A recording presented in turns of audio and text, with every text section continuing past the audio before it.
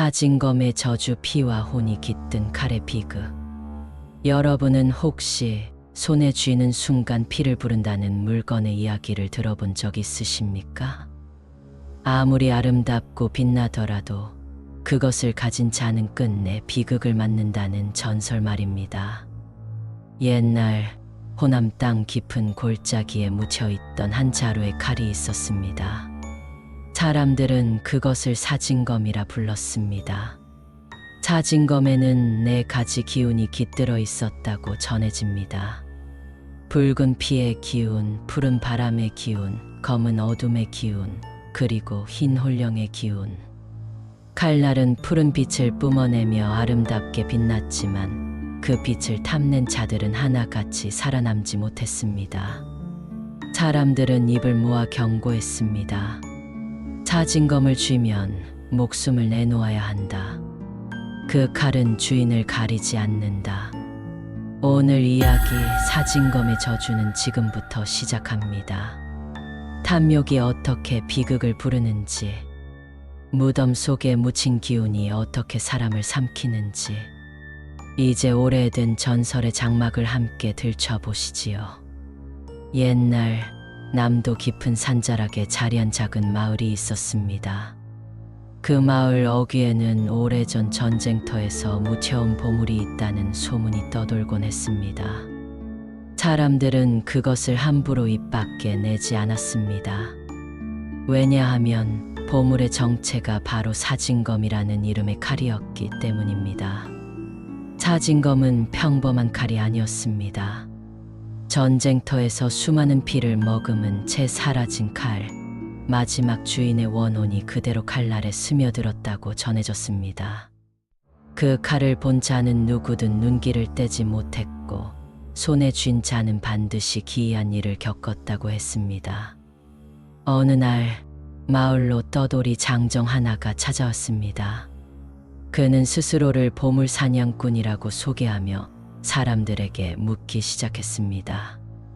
이 근처에 묻힌 전설의 칼을 찾고 있습니다. 혹시 사진검의 이야기를 아십니까?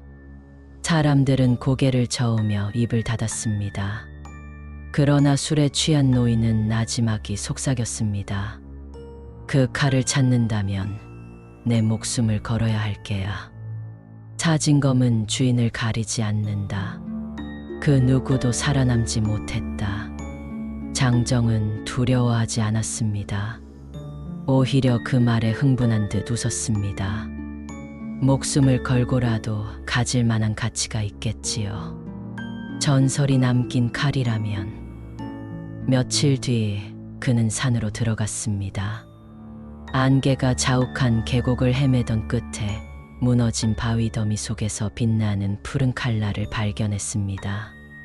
그것은 바람을 머금은 듯 서늘히 흔들렸고 달빛을 받아 괴이하게 빛났습니다. 그는 주저없이 칼을 집어들었습니다. 순간 귀를 찢는 듯한 울음소리가 산을 뒤흔들었습니다.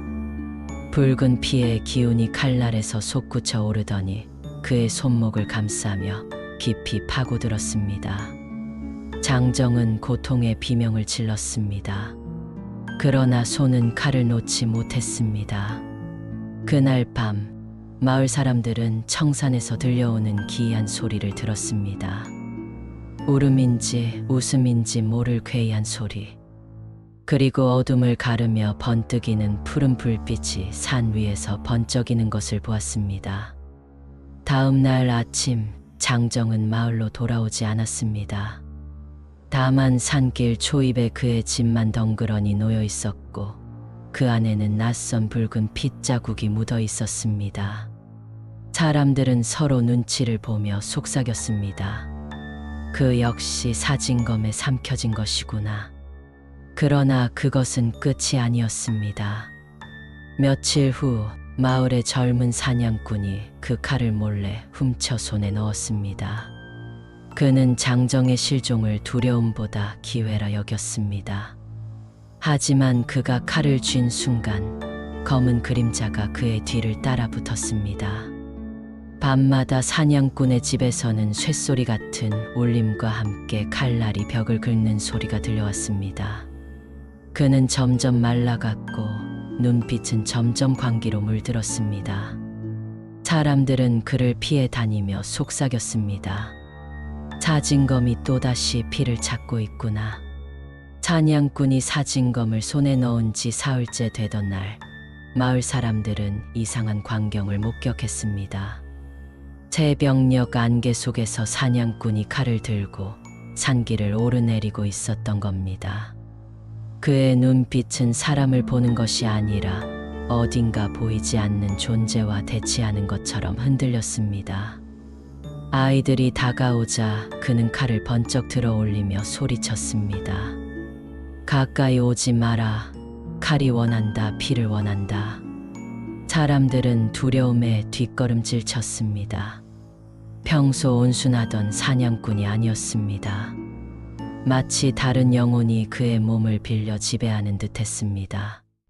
그날 밤 마을에서는 끔찍한 일이 벌어졌습니다. 사냥꾼의 집에서 날 선 비명이 울려 퍼졌고 이웃들이 몰려가 보았을 때 그의 아내는 피투성이로 쓰러져 있었습니다. 사냥꾼은 칼을 움켜쥔 채 헛웃음을 흘리고 있었지요.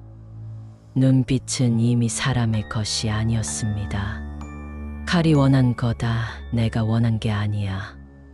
사진검이 원해서 그런 거다. 사람들은 그를 붙잡아 묶으려 했지만 칼날은 스스로 움직이듯 번뜩이며 다가오는 이들을 막아섰습니다. 결국 사람들은 그를 가두고 마을 원로와 무당 월심을 불러 모았습니다. 월심은 사진검을 멀리서 바라보다 얼굴이 하얗게 질렸습니다. 이건 단순한 무기가 아니다. 내 가지 기운이 얽힌 사령검이다. 피, 바람, 어둠, 홀령 그것이 한데 얽혀 사람을 집어삼키고 있다. 잡히는 순간 사람은 칼의 그릇이 되는 거다. 마을 사람들은 충격에 휩싸였습니다.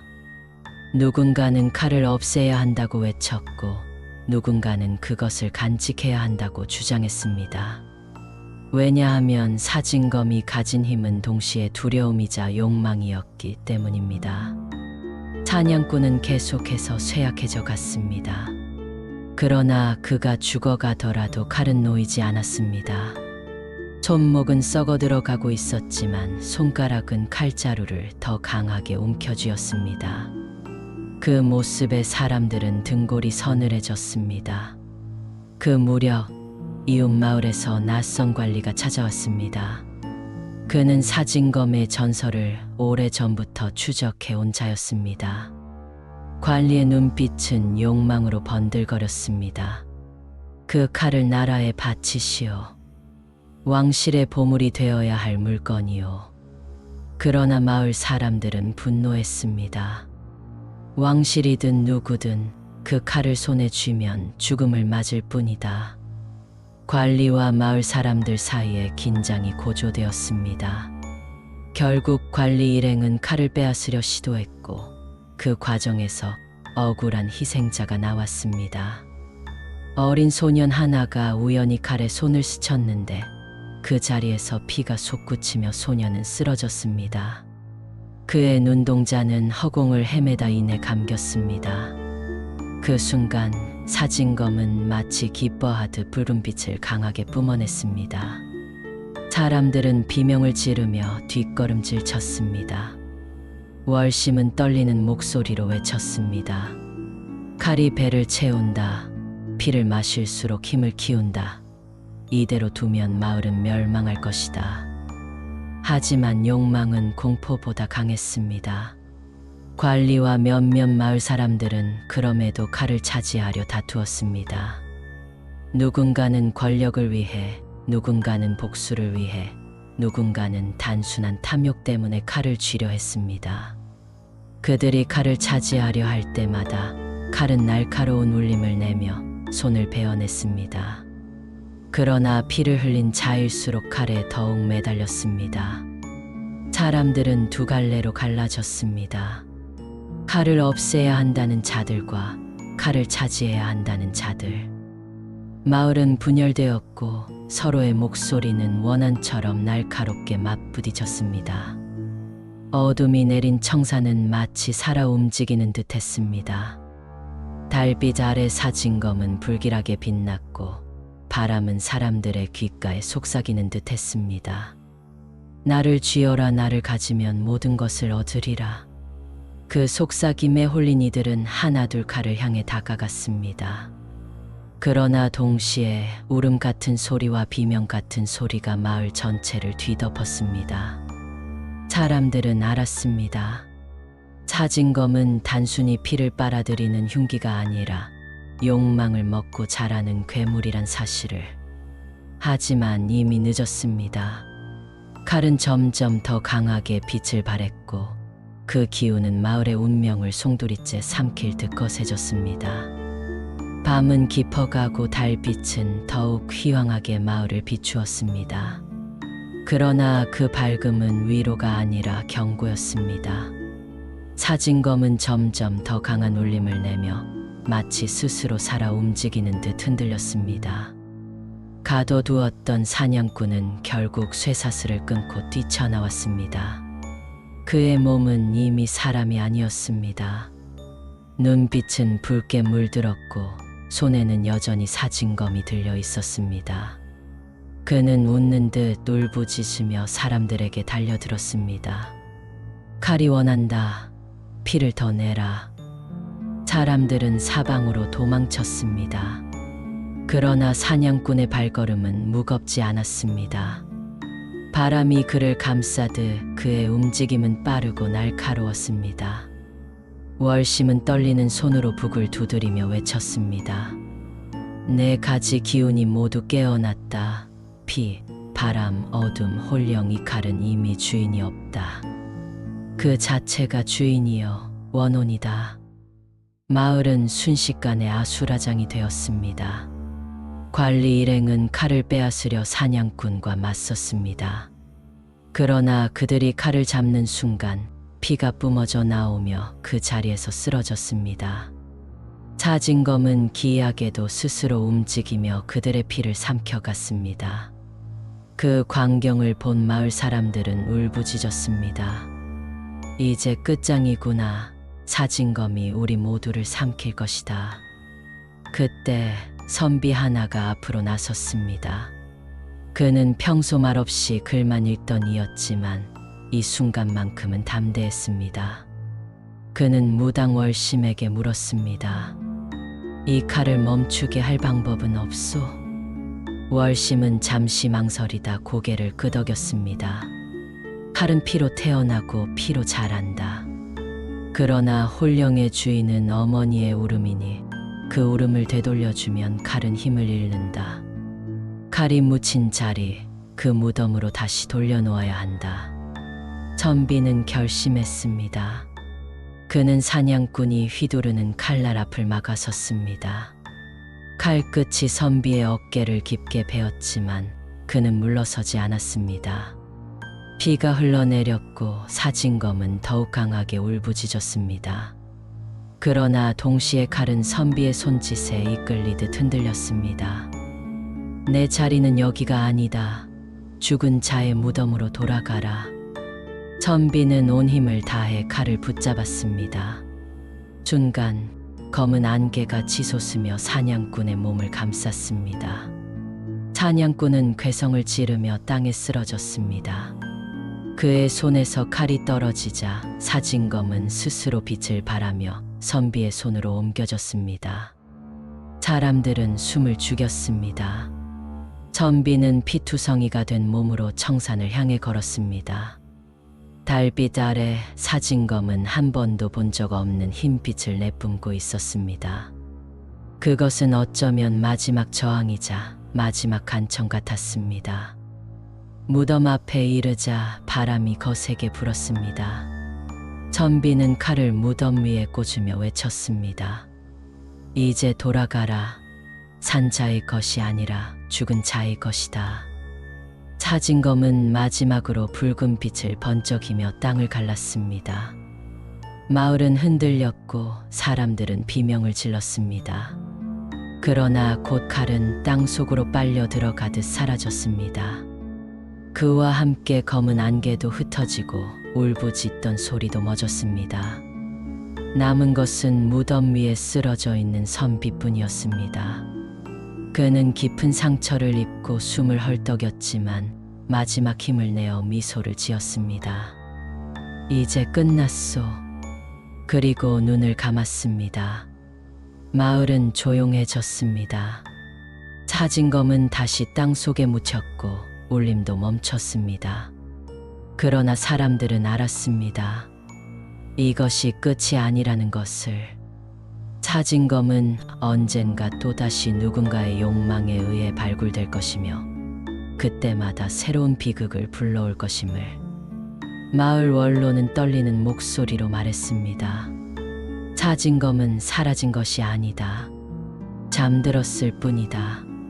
그 칼을 찾으려는 자가 다시 나타난다면 오늘의 비극은 또다시 되풀이될 것이다. 사람들은 서로 눈을 마주보며 몸서리쳤습니다. 차진검의 저주는 끝난 것이 아니었습니다. 그저 잠시 고요히 숨어든 것뿐이었습니다. 차진검이 사라진 뒤 마을은 오랜만에 고요를 되찾았습니다. 밤마다 울리던 쇳소리도 안개 속 속삭임도 더는 들리지 않았습니다. 사람들은 모닥불을 피워놓고 서로의 얼굴을 확인하며 안도의 한숨을 내쉬었습니다. 하지만 그 고요는 완전한 평화가 아니었습니다. 칼은 다시 땅 속에 묻혔을 뿐 저주는 사라지지 않았다는 걸 모두가 알았습니다. 산골 어귀에 남겨진 무덤은 여전히 싸늘했고 그 위에 선비의 피가 스며든 흙은 오래도록 붉게 물들어 있었습니다. 아이들은 청산을 바라보며 두려움에 몸을 떨었고 어른들은 다시는 사진검의 이름조차 입에 올리지 않으려 했습니다. 그러나 속으로는 누구나 생각했습니다. 언젠가 또다시 누군가가 저 칼을 찾을 것이다. 월심은 마을 사람들에게 당부했습니다. 이 이야기를 잊지 말아라. 탐욕은 사람의 피를 부르고 그 피는 다시 저주를 낳는다. 차진검은 무기가 아니다. 그것은 피와 원혼이 엉겨붙은 저주의 화신이다. 사람들은 고개를 끄덕였지만 그 눈빛에는 아직도 흔들림이 남아 있었습니다. 힘을 원하고 욕망을 좇는 사람은 언제나 있기 마련이니까요. 세월이 흐른 지금도 이 마을 근처를 지나는 이들은 달빛 아래 청산을 바라보며 발걸음을 재촉합니다. 그리고 속으로 이렇게 중얼거린다고 하지요. 그 칼은 산 자의 것이 아니다. 사진검은 죽은 자의 것이다. 밤의 어둠을 밝혀주는 이야기는 여기서 막을 내립니다. 잠 못 드는 밤, 여러분의 마음속에 작은 위안이 되었기를 바라며 밤은 점점 깊어가고 다음 이야기는 더욱 서늘한 전설로 찾아뵙겠습니다. 구독과 좋아요로 함께 해주시면 다음 전설도 놓치지 않게 될 것입니다.